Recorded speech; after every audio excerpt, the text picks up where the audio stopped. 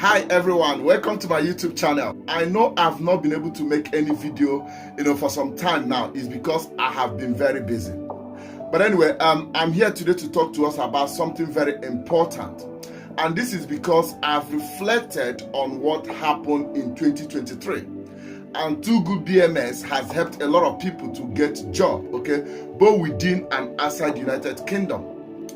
But why that is the case, some people, still struggle, and I have reflected on the feedback, that some of you guys have given. And I've come to something that I think might be the problem. So hopefully we are going to discuss today on how to answer biomedical scientist interview questions.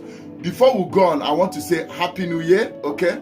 And hopefully 2024 will bring more success on each of our ways.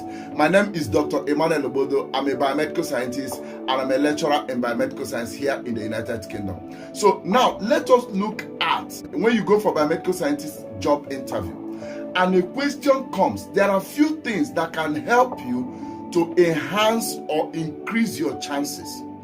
Now, you know that many of us have got experiences, I want to believe, okay?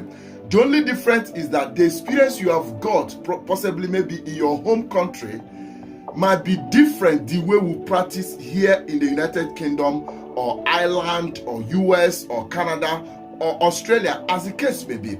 Now, that is why I want to bridge the gap, okay? Now, and because of that, when you are answering questions, one of the things that you must learn to have is to be relaxed. When I mean relaxed, I mean you need to try and be composed. Don't try to be nervous when you are answering questions. That way your brain is likely to remember something, maybe that you are likely to forget. Now, another thing I want to bring out there is the fact that you need to know that biomedical scientist profession is a practical profession. It's an evidence-based profession. It's a clinical profession which has to do with practical, okay? That means there has to be activities before a result can be generated. Now, before I also go further, can I also say that, in biomedical science, as a biomedical scientist, one of the things you are trying to do is to investigate the results that you have obtained, whether or not is appropriate for that patient, okay? What it means that a biomedical scientist has to investigate the result to see that it is genuine for that patient, okay? What that means is that it's a practical profession. And because it's a practical profession, then it means that when you want to answer questions, don't base your question only on theoretical knowledge. Also base your question using practical knowledge. What I mean is that when you answer a particular question, always use for example. When you say for example, what you are doing is that you are providing yourself an opportunity to be able to explain that your answer in practical terms. I hope that makes sense. So that is very, very important. Now, another point I want to make is that because practical is important in your answering question, I want to suggest something for you. When you want to answer any question, picture yourself in the lab. Don't answer questions like somebody that is outside the lab. Picture yourself doing that thing in the lab. Once you picture yourself doing that thing in the lab, it will help you to answer the question in a sequential format. What do I mean by that? Sometimes many of you go for interview and you are being asked a question, then your question doesn't flow in a sequential format, okay? So it looks like it moves in a zigzag form. What I mean is that when you want to answer question, let it go in the format of maybe 1, 2, 3, 4, 5, 6 and so on, or A, B, C, D and so on, meaning that your answer should flow as it is being done in the laboratory. Let me give you an example. Now, you'll be asked a question about what can cause a low platelet. You can say so many things about it. Anything you say possibly is correct. If you say something like platelet athleticism, you are right. If you say something like large platelet, you are right. If you say something like ITP, you are right. Anything possibly you say, even if you say bleeding, you are right. But when you are mentioning this point, why that is good, it will be important to explain, give your answer as someone who is in the laboratory. Imagine that you're in the lab and you've run a sample and you are seeing a low platelet, if you are in the lab, what are you going to do? I bet that the first thing you are going to do is to go and get the sample and check what the problem might be. And after you've checked what the problem might be using the sample, then you can now investigate further. Therefore, if you are answering that question of low platelet, you could decide to, put your answer in a format like, pre-analytical, analytical, and post-analytical. So under the pre-analytical, you are now trying to check, is there any human factors, that could have contributed to that low platelet? That's why you talk about checking for a clot, checking whether it is diluted, and so on. Now, you now look at analytical, and that is where you can look, if there is no problem with the pre-analytical, is there any problem with analytical? And that is where you might need to look at something like platelet clumping, large platelet cyclitism, and so on. Now, when you look at something like post-analytical, maybe you can bring in something like the patient condition, maybe following the previous test result, and that is where you can bring in something like maybe condition like ITP, TTP, and DIC, and so on, under low platelet. I hope this is making sense. So when you go for interview and they ask you any question, don't just run off. Ask yourself, picture yourself in the lab. What are the steps, if I'm in the lab, that I'm going to use to investigate this? Use that format and give your answers. So I've mentioned making sure that you answer your question in a sequential format, and to be able to do that, you need to picture yourself in the laboratory. And that is where, like I've said before, using example comes in. And once you say for example, it gives you the opportunity to now say what you have already done, your experience. So you are trying to bring your experience into that question they are asking you. So that is very, very vital. I'm going to be giving us some few examples, but I want to lay this foundation, And this is where the problem is in most cases. Some of you guys have gone for an interview, you said they didn't ask you biomedical scientist interview question. They didn't ask you biomedical scientist question. What do you mean by that? When you say you are not, how can you go for a biomedical scientist job position and they don't ask you biomedical scientist interview question? There is no such a thing. It's just your own assumption. You thought so, Now, let me explain what I mean. Some of you have gone for an interview and you prepare a lot of things regarding to maybe what you think should be asked in the biomedical scientist interview question. Let's say something like maybe, of course, you all know that my area is hematology and blood transfusion. Now, let's say you are expecting to be asked something like low platelets, like I've mentioned. You are expected to be asked something like raised INR.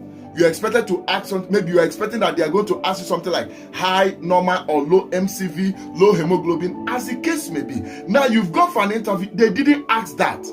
Now you are disappointed. Now, instead, they start asking you questions like, what makes you think you are qualified for the job? Or they start asking you questions like, tell us in which way you have played as a good team player. Or they start asking you questions like, tell us which mistake have you made and what did you learn from it and how did you correct it? Now, when these questions start coming, in your own mind, it's not biomedical scientist interview question. It is. The only thing you may answer that question for you have answered, because such questions, they can be very challenging because it appears simple. But what that can increase your chances of getting job when such questions appear is to use for examples. And what it means that you are going to bring in your experience into that question. That thing you are expecting, for example, you are expecting low platelet, you are expecting question on low platelet, you are expecting question on raised MCHC, you are expecting question on high INR, as the case may be. Do you know you can bring those questions into that answer they are asking you? Do you understand what I'm trying to say? Now, let me bring example here. You've gone for an interview and they asked you a question. They said, tell us, which mistake have you made? What did you learn from it? Something like that, as the case may be. You can say so many things, but do you know you can say after you've answered your question, the mistake you have made, what you've learned. To actually answer that question, it will be important to say, for example. And that, for example, you can discuss to bring in what you have studied around race MCHC. You can bring in what you have studied around race MCV or low MCV. You can bring in what you have studied around low platelets, high INR, electronic issue. Anything that you've studied along that line, that you know along that line, you can bring it in. Now, let me explain you how you can bring it in. How can you bring it in? You can bring it in by saying, for example, now you are not because you are trying to tell them the mistake you have made. If you know the implication of race INR, why don't you give them a mistake of maybe seeing a race INR and you don't know what to do? Now you explain that you didn't know what to do, okay? What you now learned was, you now tell them what you have learned, what you know now about race INR. Now, let's say something like low platelet. Now, you can bring that as an example. Maybe you analyze the result, there was a low platelet, okay? You check it, there's no clot or something like that, okay? Or it's not diluted, it's not insufficient, whatever. You checked it, and because you've checked it, there is nothing that seems to be a problem from the pre-analytical. You release that result. Now, you can say that is a mistake that you made, because what you should have considered, you see it now, you can bring in something like platelet clumping, you can bring in something like large platelet, you can bring in a lot of things around that area, platelet athleticism and so on. Now, what am I trying to say? What you are doing is that even though they didn't ask you about low platelet, even though they didn't ask you about low MCV, they didn't ask you about race INR, you see now, you bring in that experience into that question. That is how to answer that question. Nobody goes for interview and for biomedical scientists and they don't ask you question on biomedical scientists interview question. It's not possible. Any biomedical scientist interview you go, the question that will come must be a biomedical scientist interview questions. Now, whether it comes direct or not is a different thing. When it comes direct, it's fair enough. For example, they can ask you, what do you think that can cause race MCHC? That's direct. You see it now. You can now explain it. But what if they ask you the things I have said in the past? Maybe, what mistake have you made? As anything they ask you around that area, you can bring in that same answer on race MCHC as something that you didn't know before, but you now know. You now explain it. Does that make sense?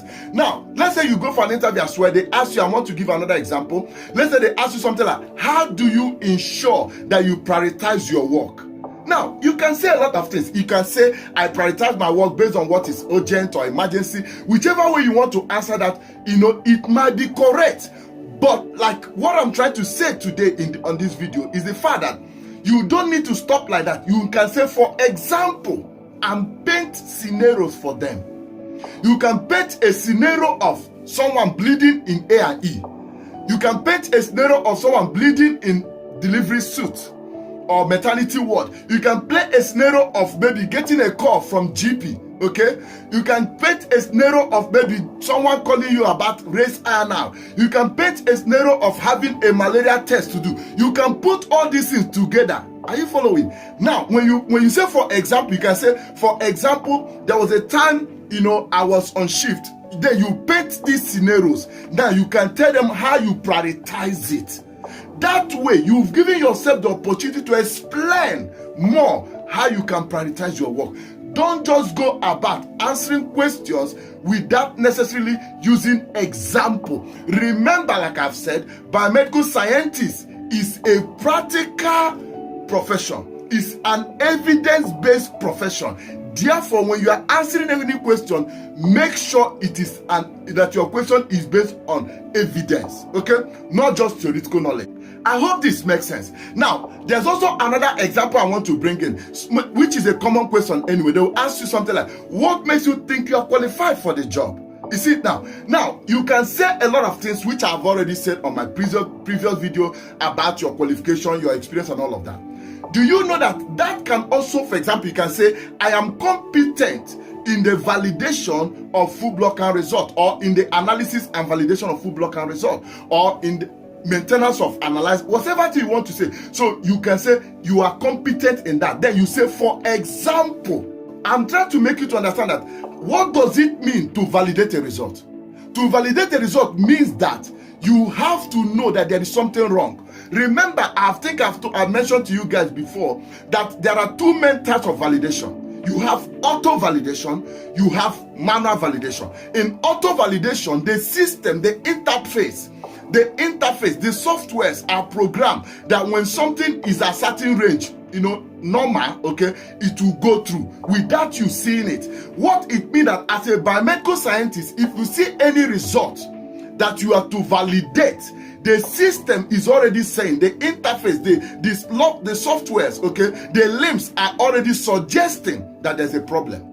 You see it now? So when you say you are competent in validating results, paint any of these problems. So you can say, for example, I'm competent in validating food blocker results, such as in the case of understanding the factor that can affect food blocker results, including, then you can give low platelet, what that can cause it, raise MCHC, MCV. You can now use that opportunity to explain further what you know. Don't just say generic thing and run off. This is how you can increase your chances of getting a job. And this is how you can answer biomedical scientist interview question. I hope this makes sense. Okay. Now, maybe you've also go for an interview and they ask you something like, okay, maybe how do you deal with a difficult member of staff?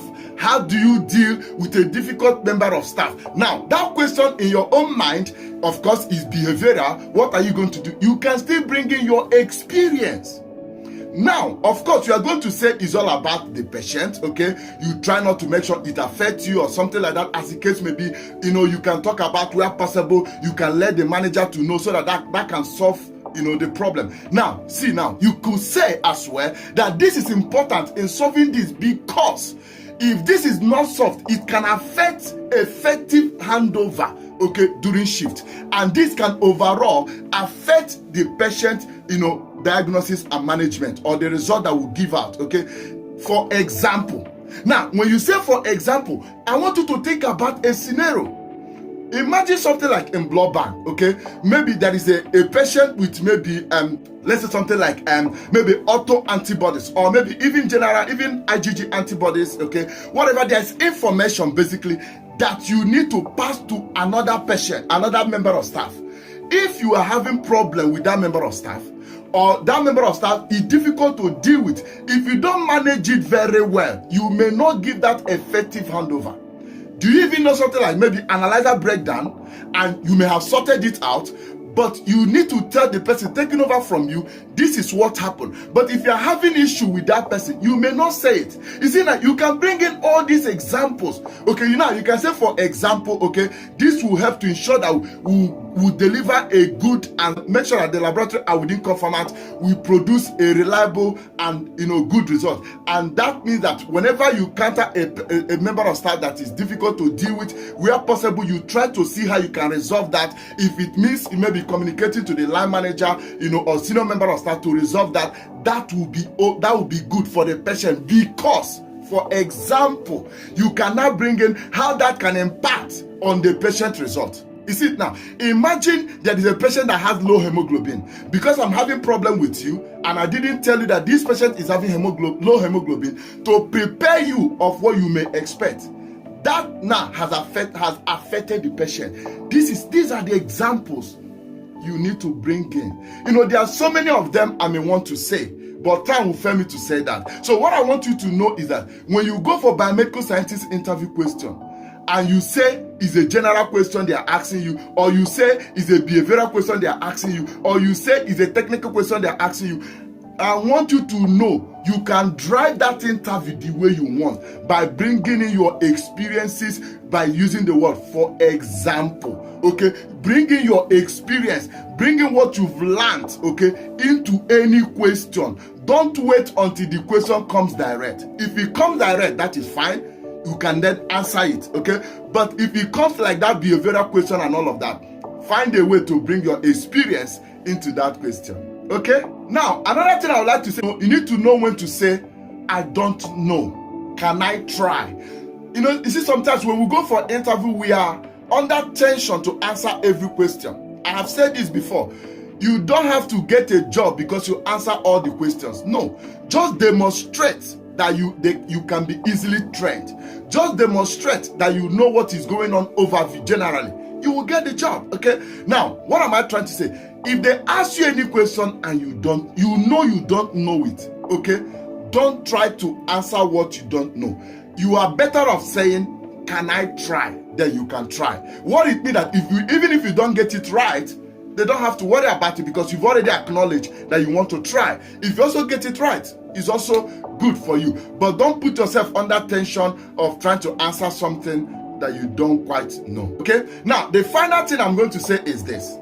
I want you to know that sometimes if you go for an interview and they ask you a question and it's like you know that thing, but you can't remember again, don't be under tension, trying to mumble, trying to gaze and be making mistakes, okay? You are better off putting your composure and saying, I think I know this, but I can't remember at the moment. But what I do know about this is this, that. They may be pushing you and pushing you, if you don't know it, because sometimes what the panel do is to push you by maybe suggesting something that can help you to remember. If irrespective of their suggestion, you still don't remember, still maintain that you've heard about it and you can't remember at the moment, but this is what you know about this. When you do these things, hopefully in this 2024 and of course in years to come as well, this will help you to be able to increase your chances of getting a job. And this is how to answer biomedical scientist interview question. Don't wait until the question comes direct. Whether it is direct or not direct, bring your experiences into that question. You can decide what to answer in a question when it is behavioral, okay? When it is not direct, but you are the one that will bring the example. What it means is that when you go through my YouTube videos, learn those things that I'm saying and know them for yourself. Okay, don't just cram them, know them very, very well. That way it will give you the opportunity to be able to create a lot of scenarios and give a lot of examples where possible. Now, the final thing I really want to say, okay, I don't want to forget this, is this. Don't try to, when I make video like I'm making now, I'm spending my time to explain. That is good for teaching. But when you go for interview, remember you are not the only person they are interviewing. So you need to learn how to be comprehensive and detailed. Okay? Don't try to explain everything and keep taking long and long. What they are marking is the points you are raising. Now, pick if you mention 7 points, you can pick 2 and say, for example, and explain the 2. Leave the rest, okay? Leave the rest 5. Let me give you an example, and this is where I'm going to stop. You've gone for an interview, they ask you notice that your quality control sample fell. What are you going to do? Now, that question, there are a lot of things you can say. Remember what I told you, if you start answering everything up, if you start saying analyzer, reagent, you start saying everything together. Why that is the point, but you've not answered that question sequentially. So if you want to answer the question, you need to know that for analyzer to fail quality control, okay, if a quality control fail, there are 3 main things that can affect it. It's either is the control sample itself, or it is the reagent, or it is the analyzer itself. Does that make sense? Okay. So now, even under each of these, there are other things. Like under the control sample, you can talk about contamination. Is the sample contaminated? You can talk about underfilled or insufficient. You can talk about wrong storage temperature of the sample. You can talk about maybe left at the room temperature for a very long time. Okay. You can talk about the expiring date. You can talk about the lot number. You can talk about, there are many things you can talk about. Okay. Now, why that is important? Obviously, the same thing. There are so many things you can talk about under reagent and of course the analyzer. Don't go and start explaining all of them. Give them the point, then take 2. Now, let me give you the example. You could say, if a quality control sample failed, there are 3 main things that can cause it. Either it's a problem from the control sample, or the analyzer reagent, okay, or possibly the analyzer itself.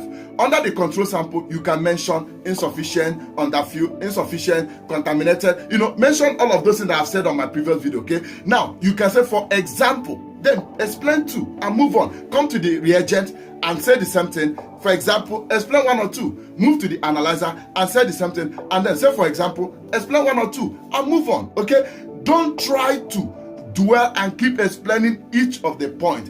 It might make that interview boring and then it may also make you to get an expression from the panel that may put you off. I hope I've been able to help you guys today. Maybe that I'm thinking on the best way I can help you guys this year. Hopefully I'm going to find a better way. One of the things I'm considering is to start making video in form of revision. Okay, that way it will help you guys to be able to understand better, right? Thank you very much. Let me know what you think about the video. And once again, I'm sorry that I've not been able to make videos for a very long time. I have been very busy. But anyway, that is what I have got today. Thank you very much. And I wish you all the best till I come back away again. Bye-bye.